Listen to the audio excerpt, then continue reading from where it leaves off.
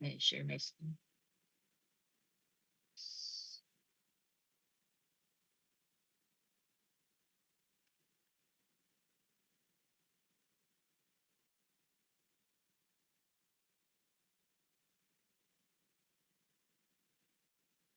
Can everyone see my screen? Let me see.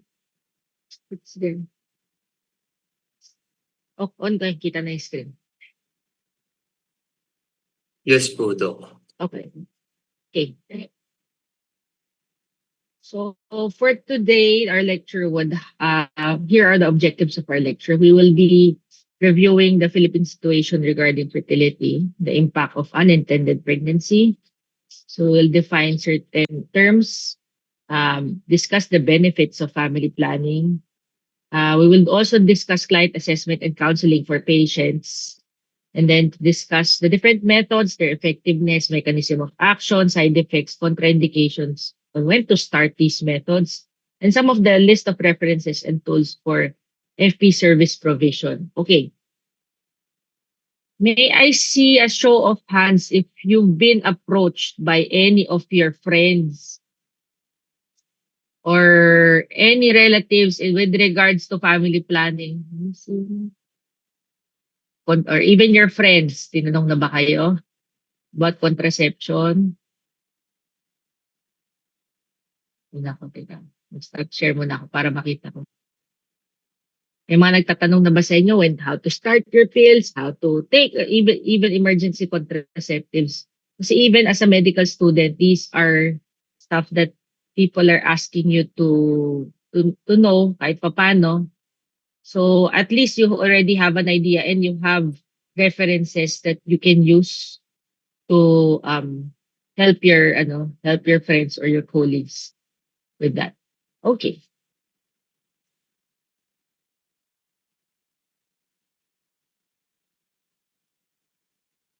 So the official Philippine population as of 2020, wala pa yung 2025 eh. So we're already 109 million as compared to the 2015 population of 100 million. So as of December 2023, there's already 1.5 million registered births, which is a bit lower than the previous years.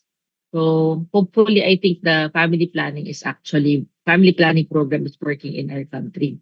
So on the average, there's around 4,000 babies born daily, 165 babies born per hour, and 3 babies born per minute. But remember, this is just registered births. Paano pa yung mga nanganak sa barangay or sometimes nanganak sa bahay na hindi naman nire-register.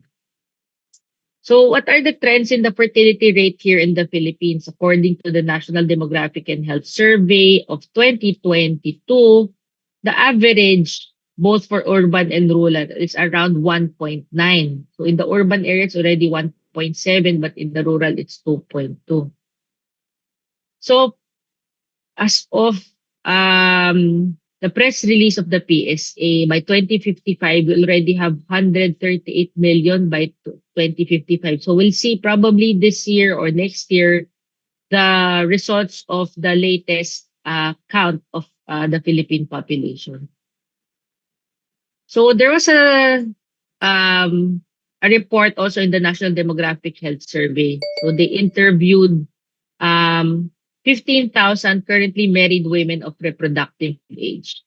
As you can see here, if they would really want to have pregnancy, makikita nyo dito, 49%, almost 50% does not want to have any more doesn't want to have any more pregnancy. And then, yung patients wanting to have a pregnancy soon would be around 14% lang. So around 50%. Ayaw pa talaga mag-anak. But the trends in the use of the contraceptives. So sabi nga nila dito, there's around 12% unmet need, meaning they're sexually active but not using any contraceptive methods. And for those using contraceptive methods, 17% are using traditional methods, and those who are using modern methods is around 42%. So the top methods that are used by the Philippine women are the pills, which is around 20%, withdrawal, which is 13%, tubal ligation 9%, and injectables 5%. How about those sexually active unmarried women? So dun sa 84% of these women, there's around half of it has unmet need. And most common methods that they're doing is withdrawal and male condom. Pero mababa pa rin yung percentage of their use of contraceptives. Now let's go. How about our teenage pregnancies or our early or our young adults who are actually becoming sexually active already? So as of the study, the 2021, they already have as early as 15 years old, 15 to 24 years old, already having sexual intercourse. So parang around 22%. So 1 out of 5 young adults already having premarital sex. But what in terms of the use of protection during sexual initiation, do they really use condoms or not?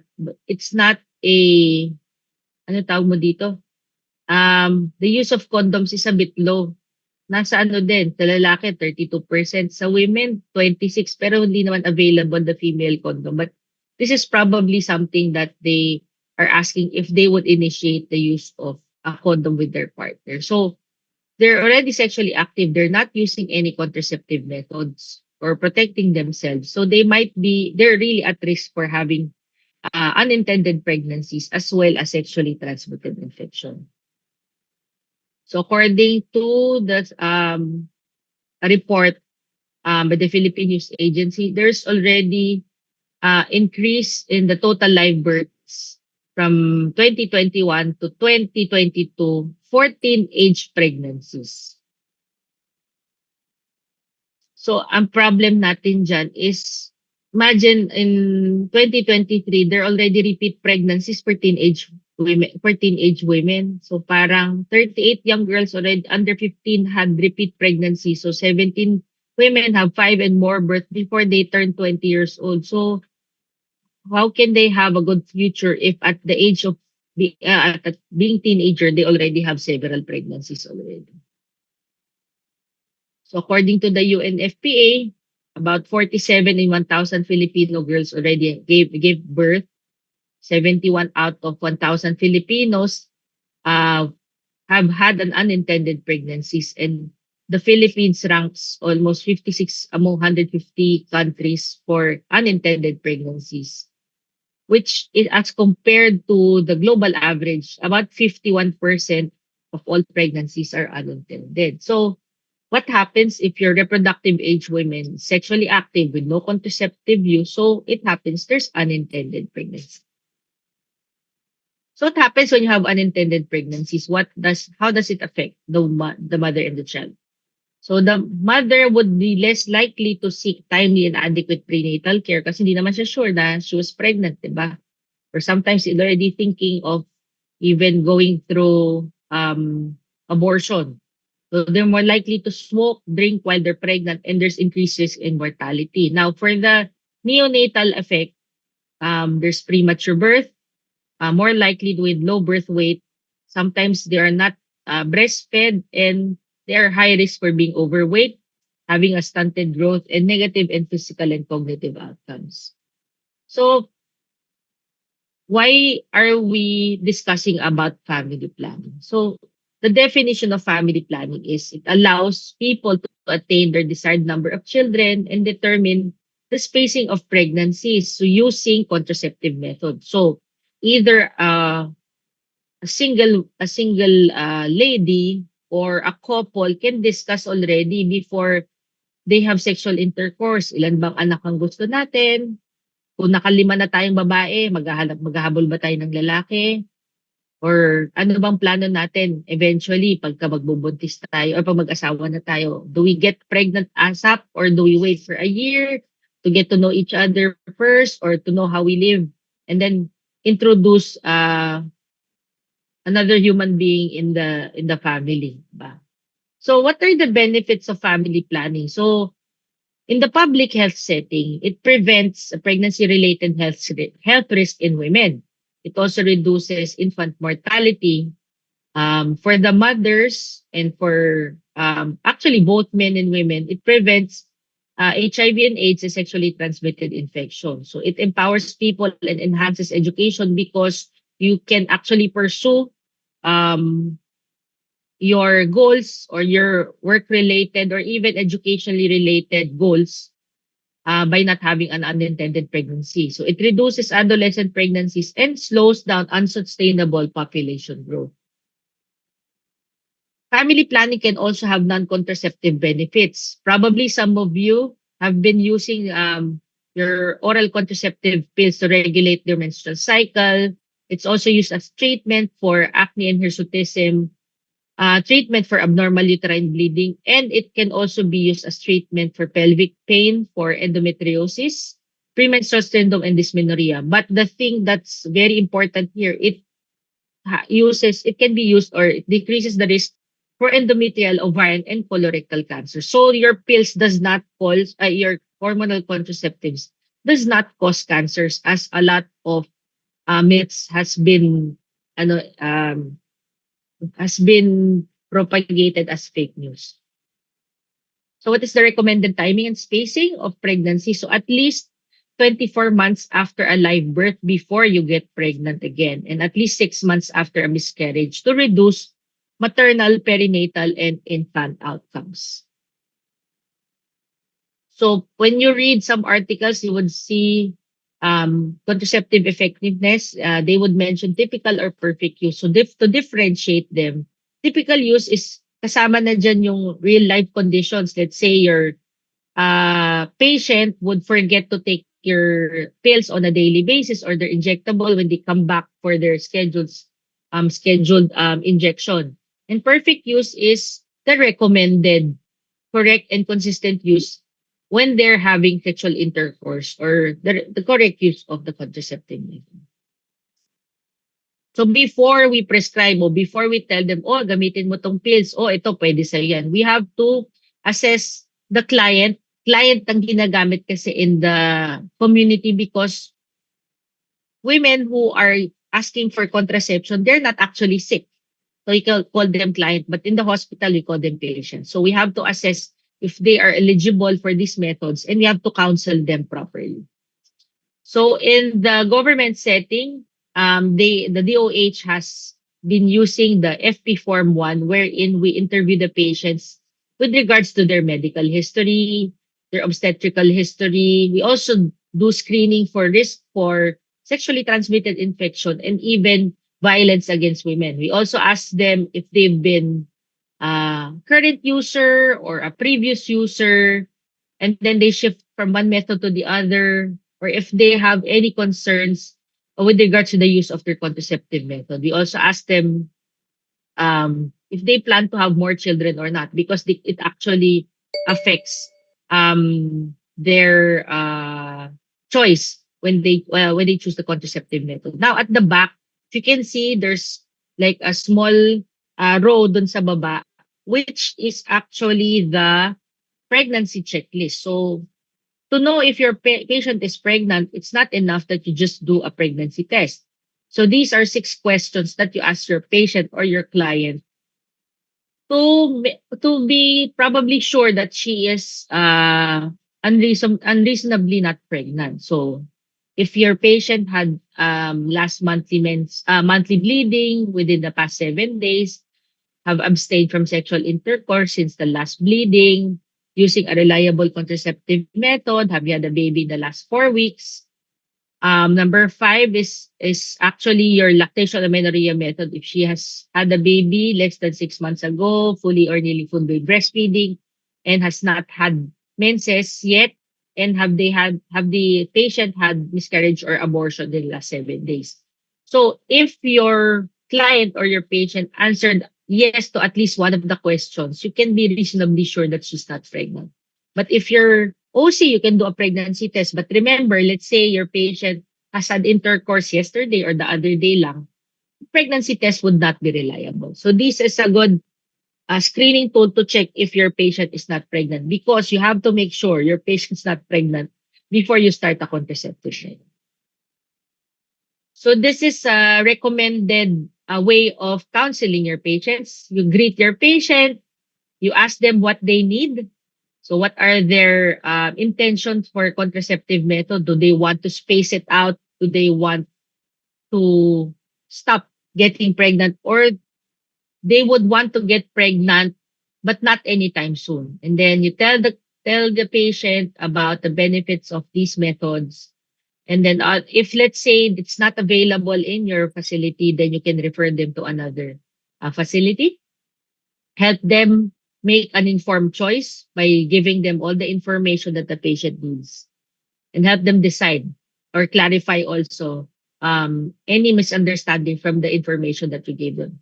You explain how to use the method that they have chosen, and you ask them to come back anytime if they have to return for a refill of their prescription, or their scheduled injection or their implant removal and reinsertion.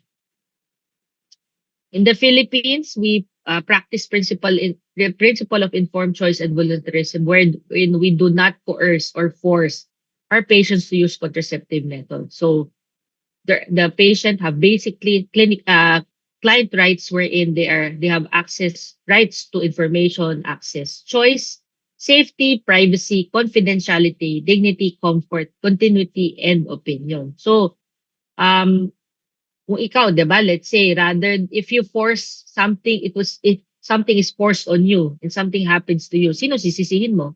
The person who forced something on you, 'di ba? So for our clients or our patients, we give them the freedom to choose which method they want. But we have to empower them with all the information that they need before they make an informed choice. So the first question usually of the patients is effectiveness. Doc, ano po ba yung pinaka-effective na method?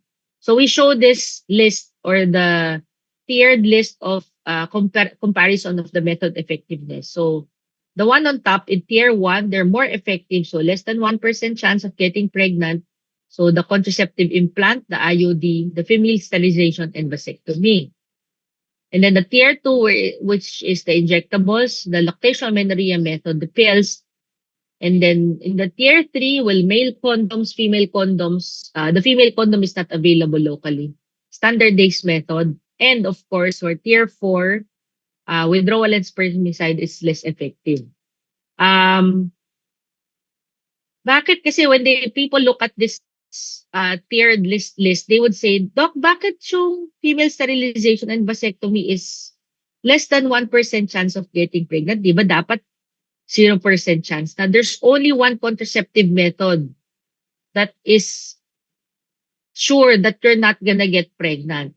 So, may hula ba kayo? Alin yon? Anybody?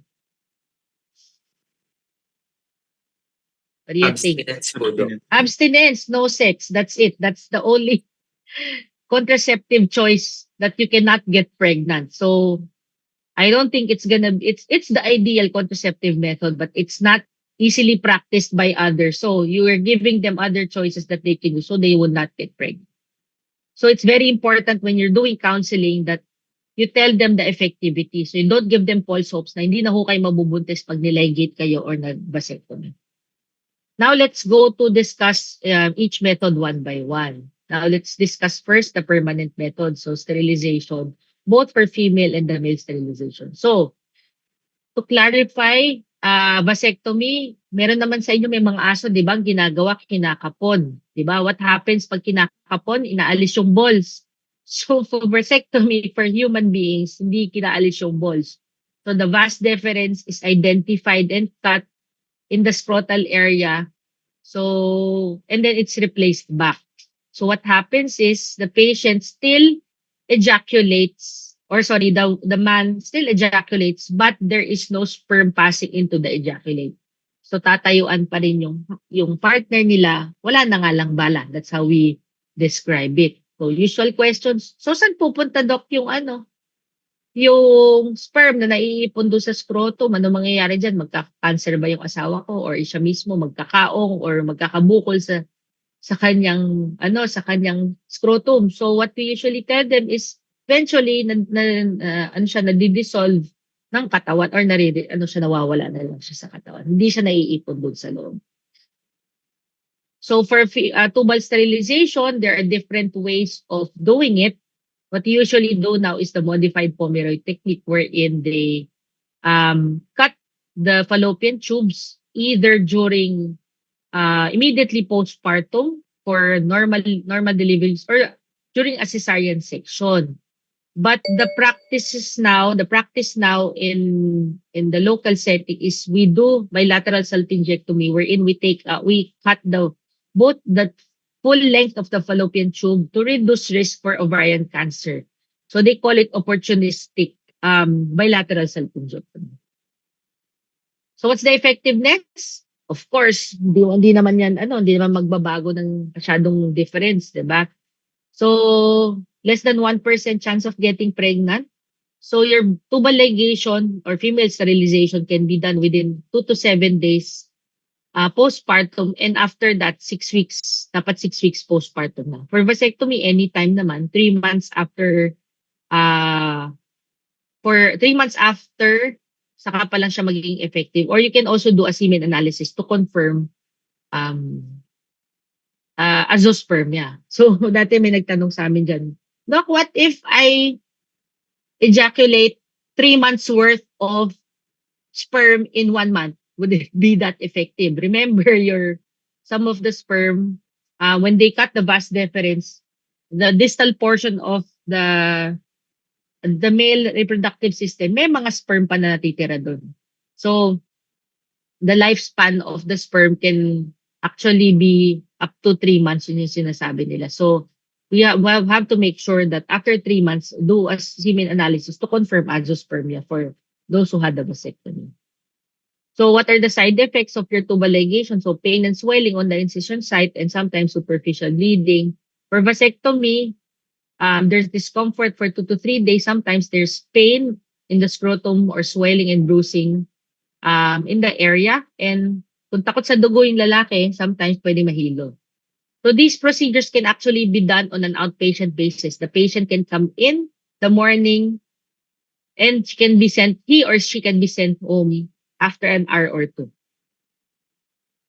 Now let's go with your long-acting reversible contraceptives. So we have your contraceptive implant, your intrauterine devices. So they have the copper and the levonorgestrel intrauterine device.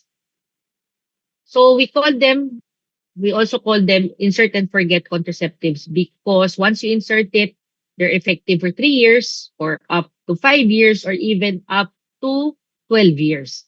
So they're highly effective and immediately reversible with rapid return to fertility. And they have higher continuation rates and user satisfaction because longer acting nga siya. And it's also safe for nulliparous women and adolescents if they have not yet had any pregnancies.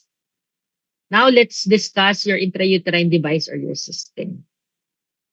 So it is a small, flexible T-shaped plastic frame, either with copper or progestin that is released per day. So you have 1 or 2 strings tied to the distal portion of the long arm of your IUD for eventually, yun yung hatakan for removal, di ba? So your copper IUD or your copper T380A can be used up to 10 to 12 years. Ang nakalagay sa market, it's up to 12 years, but studies have shown that it can be used up to 12 years. Your levonorgestrel intrauterine device can be used up to 5 years. So I'll show you how the is inserted. While holding the slide in the furthest position, advance the inserter through the cervix until the flange is approximately 1.5 to 2 centimeters from the uterine cervix. Do not force the inserter. Dilate the cervical canal if necessary. While holding the inserter steady, pull the slider to the mark to open the horizontal arms of Mirena. Wait 5 to 10 seconds for the horizontal arms to open completely. Advance the inserter gently towards the fundus of the uterus until the flange touches the cervix. Mirena is now in the fundal position. Holding the inserter in place, release Mirena by pulling the slider all the way down. While holding the slider all the way down, gently remove the inserter by pulling it out. That's how... Cut the threads to leave about 2 to 3 centimeters visible outside of the cervix. Mirena insertion is now completed. Okay. So what is the mechanism of action of your intrauterine device? So for your copper, it makes local and sterile inflammatory response within the endometrium that incapacitate the sperm. So the copper does that for the copper IUD, and it impedes sperm transport and viability in the cervical mucus. So her levonorgestrel, which is a progestin-only contraceptive, it thickens also the cervical mucus, it decreases tubal mobility, and thins out the endometrium. So that's their mechanism of action. But remember, your IUD does not cause abortion, and all contraceptive effects of your IUD does not work if the baby has already implanted or fertilized. So what are the adverse effects of your intrauterine device? Maybe there's pain on insertion because since it's a foreign body that's inserted inside the uterus, so the uterus would tend to contract up to around 2 days. Eventually, hindi naman siya lalabas. So sometimes with your normal uterine bleeding with your copper IUD, so increased bleeding, but it's reduced actually for your levonorgestrel intrauterine system. So if the inserter or the doctor who will provide does not know how to use it properly, how to insert it properly, there might be perforation of the uterus, there might be pregnancy complications because of not proper insertion of the IUD, and infection may also ensue if if the STI screening guidelines is not followed. So the IUD does not cause the infection per se, but the infection that is the lower genital tract. So when you insert your IUD, you are actually introducing the infection inside the uterus. So what's good with these methods is there's reduction in the risk of cervical and endometrial cancer, and actually your levonorgestrel intrauterine system can be used to treat early stage endometrial cancer. Now for the effectiveness, as you can see, both for perfect and typical use, there's less than 1% chance of getting pregnant. So for any contraceptive method, you can start it any time of the cycle provided she is not pregnant. So if the patient is postpartum, you can immediately insert it within 48 hours for normal delivery. For a cesarean, before you close the incision site, before you close the uterus, you insert the IUD, or for post-abortal within 2 weeks. So when do you insert the IUD? Kunwari, let's say you missed out this a window period, then you can insert it within 4 to 6 weeks postpartum. It can also be used as an emergency contraception within 5 days of unprotected sex. Now let's go with the subdermal implant. So this is the single rod. As of late last year, there's already the 2 rods of the implant. So either 1 or 2 rods that contains progestin hormone. So it's like a matchstick size that's injected under the skin, introduced under the skin with anesthesia. So it's a subdermal contraceptive method which releases the medication, good for 3 to 5 years. So it's usually inserted in the non-dominant arm. So kunwari, if you're right-handed, then the patient's left-handed. So it's inserted here. Nandito siya. Hindi siya nakikita, napapalpate siya. So the mechanism of action of your progestin hormones in general, it inhibits ovulation and thickens the cervical mucus. So again, how can you have an abortion if there's no eggs and the sperm cannot go in because of thickened cervical mucus? So it does not cause an abortion. So this is how it's inserted. So the trocar is after anesthesia, the trocar is introduced under the skin to break the skin, and then it is inserted parallel to the skin. So napansin nyo, tinaas siya to separate the skin from the subcutaneous portion of the arm. And then when they click the plunger dun sa taas, it then releases the implant inside the skin. So yung usual question then, paano kung tumaba yung patient? Di ba lalalim yan? So that's why it's very important yung step that you lift the trocar to separate the skin from the subcutaneous area. So again, effectiveness, less than 1% chance of getting pregnant. So your 2 rods, levonorgestrel, the local one that we have, it's up, and both the etonogestrel subdermal implant, can use it up to 3 years. So the timing of insertion, make sure that the patient's not pregnant at any time during postpartum or post-abortion. So the thing is, when you have patients taking some of these medications, they may interact with the hormonal contraceptives, making it less effective. So you have to ask your clients or your patients if they are using any anticonvulsants.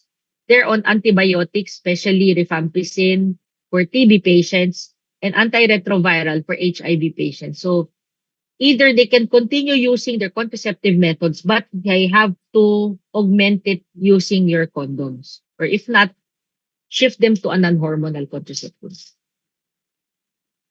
So here are the usual side effects that are complained by the patient. So you always counsel your patients with all the possible hormones that they might have. So altered bleeding pattern for your progestin-only contraceptives, headache, weight gain, mood disorders, breast changes, bloating, or sexual problems because of the dryness. Sometimes it causes dryness in the vagina. If your patient would actually present with weight loss, then we have to investigate what's the causing it. So taking it out first.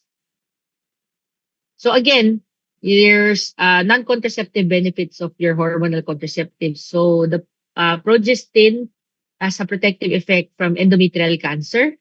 So at least it persists at 15 years after the use of your progestin contraceptives. Oral contraceptives, it reduces the risk of ovarian cancer. And it also causes improvement in the heavy menstrual bleeding, dysmenorrhea, endometriosis. Your estrogen containing may actually improve acne, and it also is being used for treatment of PCOS and pelvic pain.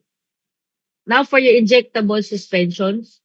So this is their depomedroxyprogesterone acetate. So 150 milligrams is injected in intramuscularly, or there is the 104 milligram subcutaneous medication. The subcutaneous is not yet available locally. So it has the similar effect as your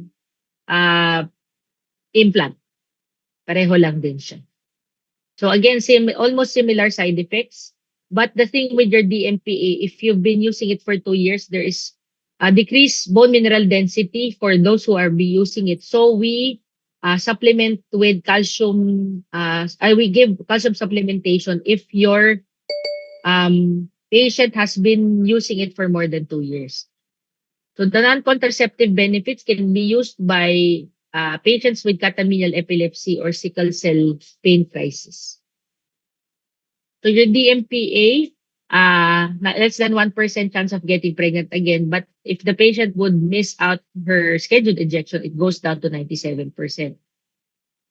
Before, your DMPA can only be given 6 weeks postpartum if your patient's breastfeeding. But now, the new WHO medical eligibility criteria, 6th edition, you can immediately give it postpartum. Or yun yung bago.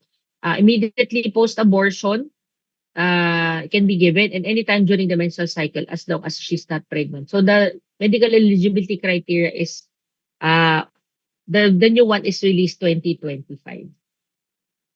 So your oral contraceptives, so it can either be a combination of estrogen, progesterone, or a progesterone only. So it can be fixed dose on multi-phasic combination depending on the amount of the pills, depending on the brand. So similar, again, it inhibits ovulation, it thickens cervical mucus, and thins out the endometrium. The thing with your combined oral contraceptives, you get your menses monthly, while your progesterone can cause changes in the bleeding pattern. So, ano ba difference with the progestin contraceptives? So, there are different types. So, the first, second, third, and fourth generations. But it depends which one would you want, ang lesser side effects that you want for your patient. So, if you want less estrogenic or less androgenic, so titingnan mo dito, sino ba yung lesser androgenic here? Of course, the fourth generation, yung drospirenone. So, kaya lang nangyayari, if we get the fourth generation, yun yung medyo mas mahal as compared to those in the levonorgestrel contraceptives. So, ito ay isang app na ginagamit to help them remind that they're taking their pills on a regular basis. Para may alarm na binibigay.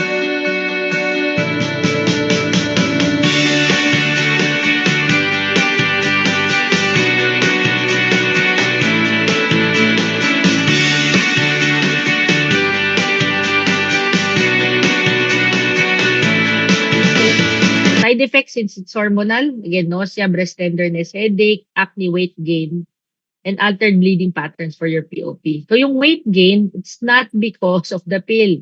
Diba naman yan, lit na tablet, magkukos ng weight gain. It actually causes increase in the appetite, thus nagwe-weight gain yung patient. So the non-contraceptive benefits of your oral contraceptive, so it reduces risk for iron deficiency anemia and pelvic inflammatory disease because of the thickening of the cervical mucus. It also reduces the risk for ovarian, endometrial, colon, and rectal cancer. It reduces incidence of excess hair in the body and acne, and reduces symptoms of PCOS and endometriosis. Now, there's a debate between oral contraceptive pills and breast cancer. So, there's studies that there's increased risk by 25%, but it disappears after cessation of your pills. But the risk is not increased even in high-risk patients when they're taking your oral contraceptive pills. So, cervical cancer, there is increased risk with oral contraceptive pill users because sino ba yung nagpipills? Diba? Those patients who are actually sexually active. So, they have more, they are more exposed to the HPV virus. So, there's contraindications for your combined contraceptives. So, if your patient's a smoker more than 35 years old, uncontrolled hypertension, if she has history of breast, endometrial, or liver cancer, history of vascular diseases, such as stroke or thromboembolism. The patient has active systemic lupus erythematosus, if she has undiagnosed uterine bleeding, or on several medications as discussed a while ago. So what happens when your patient's a smoker more than 35 years old? So the incidence of heart attack would be increased to 485 to 100,000 as compared to your non-smokers who are on their COC. So 10 times more risk for them getting heart attack. So if your patient's a smoker and she wants to continue her pills because her pills gives her nice skin, it's either she stops smoking or you shift them to a progestin only pill. So effectiveness, so it's your pills is less than 1% chance of getting pregnant. But at typical use, bumababa na tuloy siya. At 92%. So for your combined oral contraceptives, you only start at more than 6 months breastfeeding because your estrogen has an effect in the production of your breast milk. So if your patient's postpartum is partial or non-breastfeeding, then you can already start at 3 weeks because at 3 weeks, your patient can actually get pregnant. So immediately, you can start your progestin-only pills, whether it be breastfeeding or non-breastfeeding ang patient. And again, even if the patient is not postpartum, so anytime within the cycle, unless you're making sure that she is not pregnant. Now, there are ways to take it.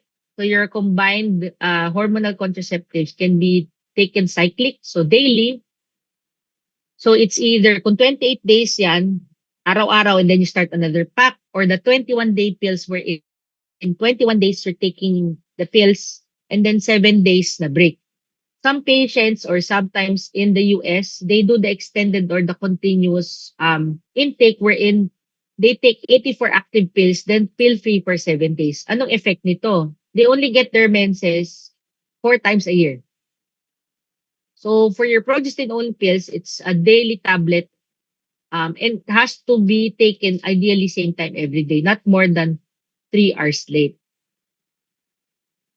So now for the barrier methods, we have the condom, either made of, it's really made of latex rubber. Either to fit a man's erect penis or a woman's vagina. So the one on the left is your female condom. Yung nandun sa right side na part, yun yung nakakabit sa cervix. Tapos ito yung nakalabas siya doon sa vagina. And then of course your male condom. So it's often lubricated with spermicidal components. So it acts as a barrier to prevent the sperm from entering the vagina or the uterine cavity. So it is the only contraceptive that has double protection, meaning they're protected from getting sexually transmitted infection and getting pregnant. So as you can see, your perfect use, 98% chance of 98% chance of not getting pregnant and 95% chance of protective. But it goes down to 85 and 79% for typical use. So paano ba yung typical use? Minsan kasi ginagamit nila kung kailangan mag-ejaculate na yung partner, saka lang nila gagamitin yung condom. So even before penile intercourse or penile insertion to the vagina, you use them before that. Now let's go with your lactation amenorrhea method. So a mother can use breastfeeding as a contraceptive method, but there are 3 requirements. So one, the patient should be fully or nearly fully breastfeeding, either on demand or not more than 4 hours interval during the day and not more than 6 hours at nighttime using both breasts.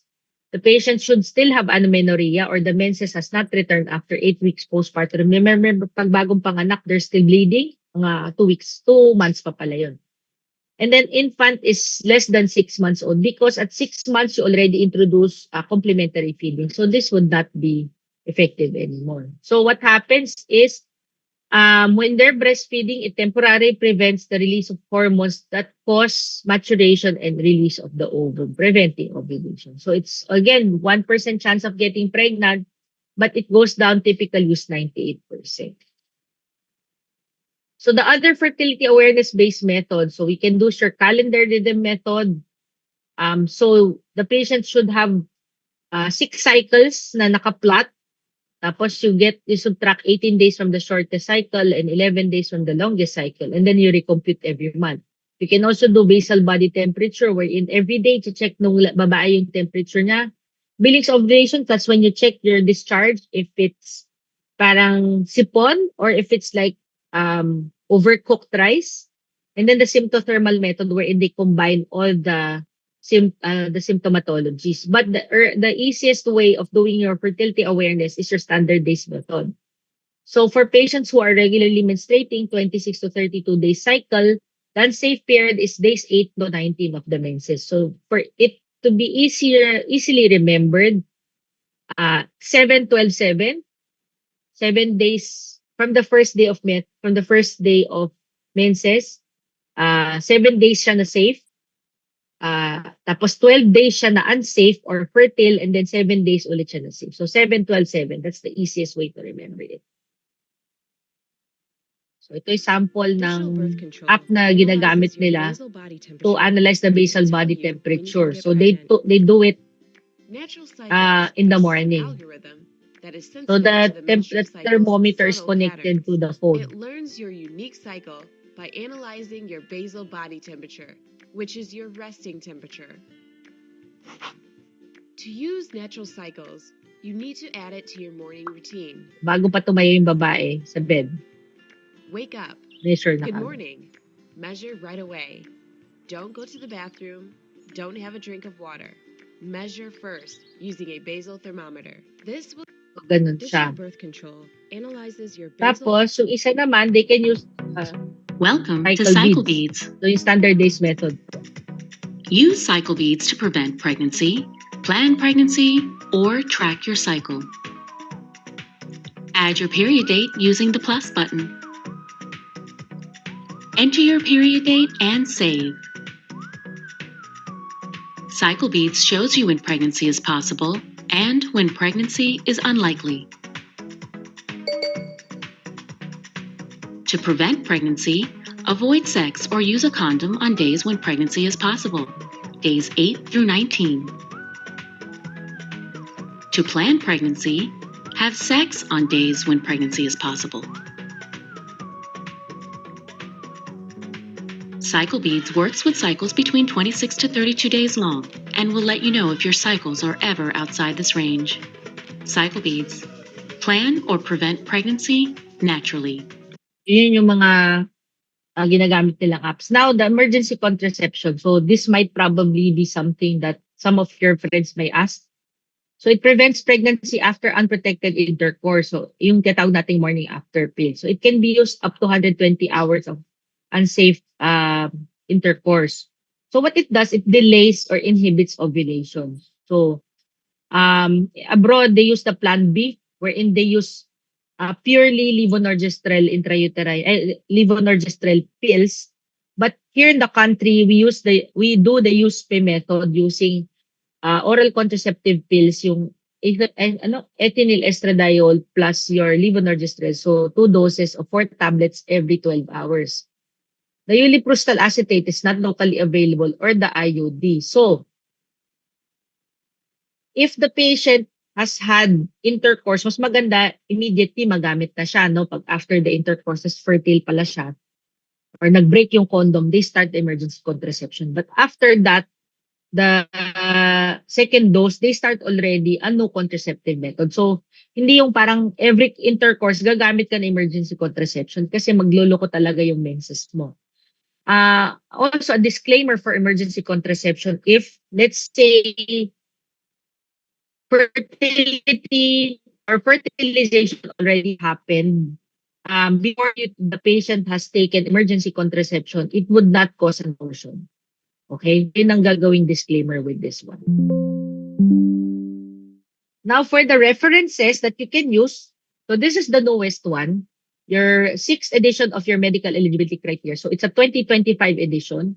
So, pag nakita nyo, paano magagamit ba? So, if it's category in 1 and 2, you can be using it for each of your patients. Category 3, nasa gray area siya. Pwedeng magamit or hindi, depending on the availability or if the benefit outweighs the risk. Pag category 4X siya, don't use it with any patients.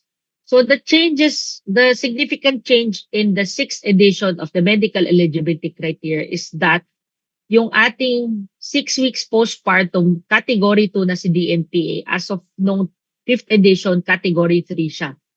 So pwede nang gamitin yung ating injectable immediately postpartum. The other changes regards to HIV and emergency contraception, hindi siya ganun ka-significant pa for your level.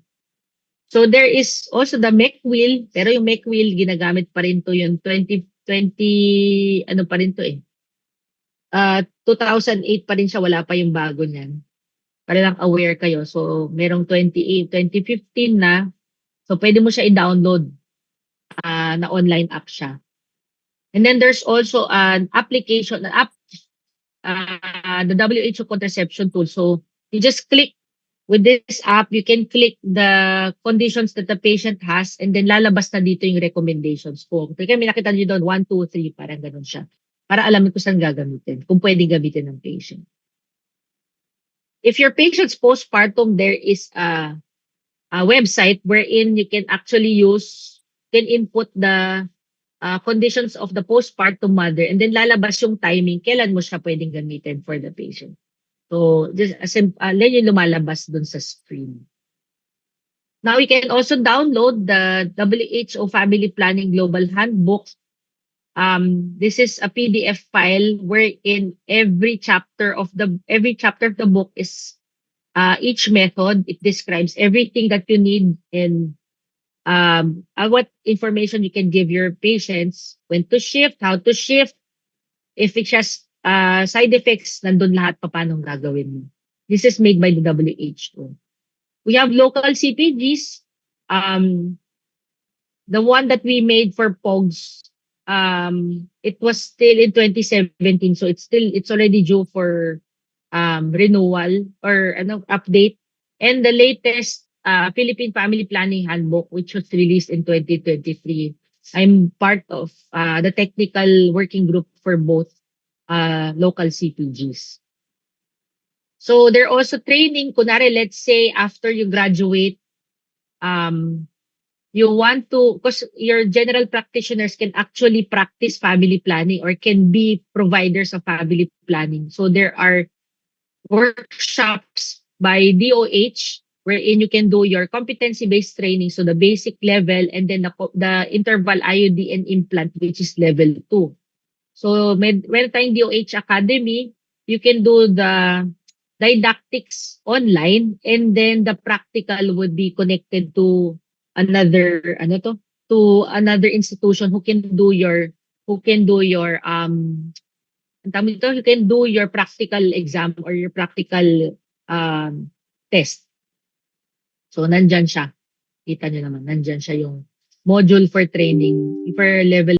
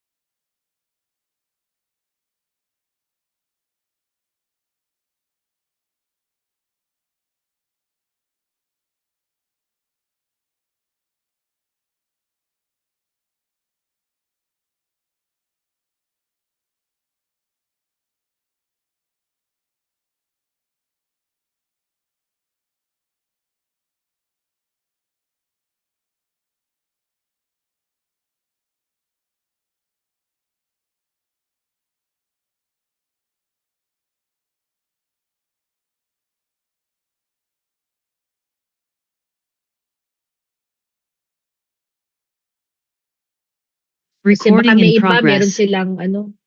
silang personal questions, you can just email me, ha? And we can have your consultation with that. On a heart lung. So no questions? If there's no questions, I'll end siguro para you can have 8 minutes of break before the next lecture. So thank you everyone for listening and have a good day ahead. Bye! Thank you po, Doc. Nandiyan na pala si Dr. Tongko. Baka magsi-CR sila muna, ma'am. Or kukuha ng coffee. Bye!